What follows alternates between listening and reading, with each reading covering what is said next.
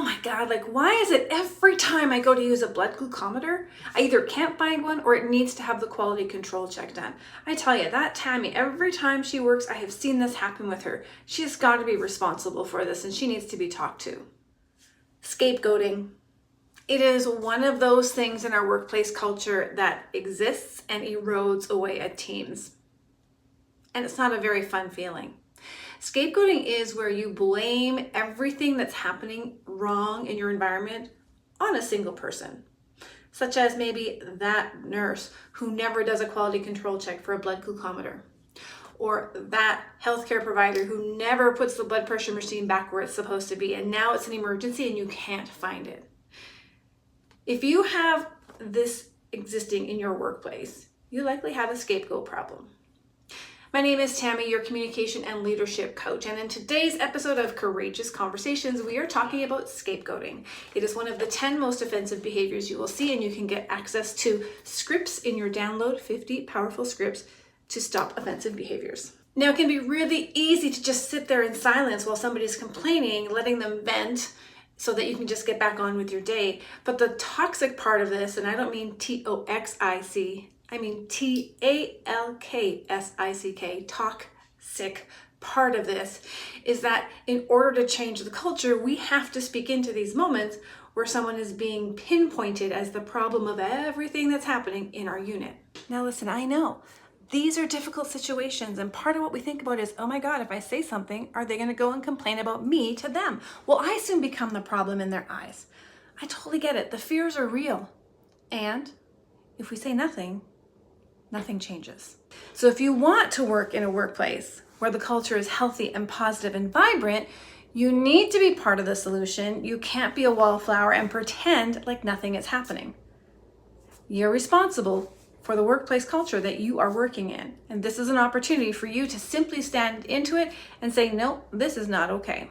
So how do you respond to somebody who wants to just blame a particular individual for everything that's going wrong? Well, in this video, I'm going to use script number 3 on your list for the scenario that I shared. So let's go back to that scenario and listen to how this responds. No, that's not correct. And then provide your insights would fit in this situation. Oh my God, like why is it every time I go to use a blood glucometer, I either can't find one or it needs to have the quality control check done? I tell you, that Tammy, every time she works, I have seen this happen with her. She has got to be responsible for this and she needs to be talked to. No, that's not quite correct. I work with Tammy a lot, and typically that's the very first thing she checks when we start our shift, and she makes sure we all have glucometers that are ready to go. So what do I love about this script? As always, it communicates a boundary around acceptable behavior and conversations without having to say, stop being a jerk, stop blaming other people, this isn't right. It's a very clear, no, that's not correct, period. Here's been my experience. Okay, so now you find out you're the one that's actually being sabotaged in the workplace. A colleague comes up to you and says, hey, I don't know if you know this, but Tammy's been talking about you and it's not been good. She's blaming you for everything. What do? I think there's 2 things that need to happen. First, I would ask the person who brought you this information, well, what did you say when you learned about this? What happened? What was next? Get the full story. Don't go off on reaction, because when you get reactive, you're going to do and say things that you wouldn't normally do. Once you have the full picture, ask yourself, what is important about this for you? Because you're going to need that information as you go forward to talk to the other party who has been named as an aggressor. And here is how I would approach them.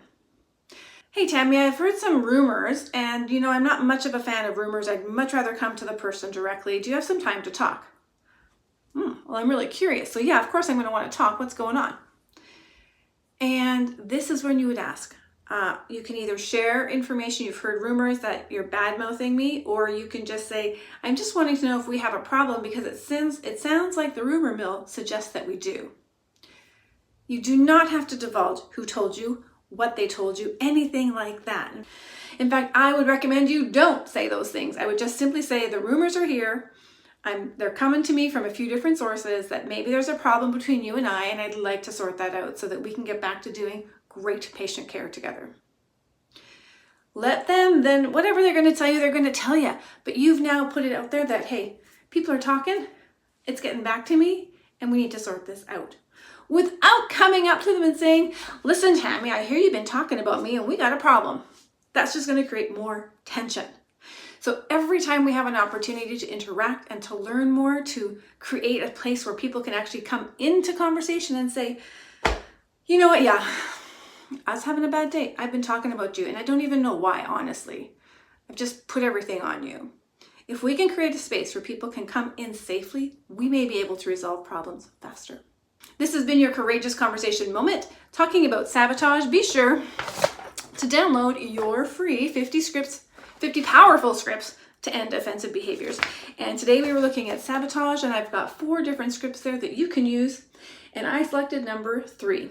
No, that's not correct. And then stated my insights. Now, if your organization is looking to bring in some training around communication skills, difficult conversations, workplace bullying, connect with me and let's see what we can do to help your organization move towards its objective and reach the goals that you would like for them to have as a team, a unit, and a company.